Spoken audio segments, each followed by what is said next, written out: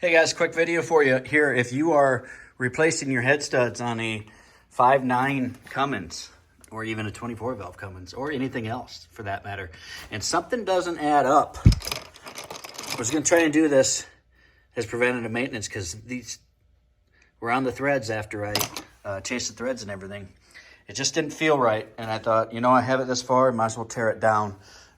This has got a new, fairly new 7x9 injectors, I think is what I was told. I just bought the truck.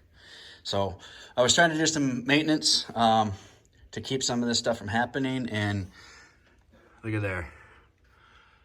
That was number 6, the farthest from the intake, which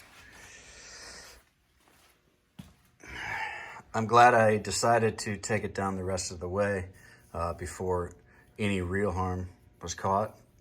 I'm sure there's a little bit of pitting down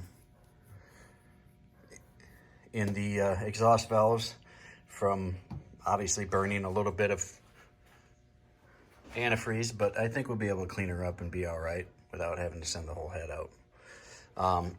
As you can see, here's the stock manifold set up pretty much where the air comes in if the head was flipped over.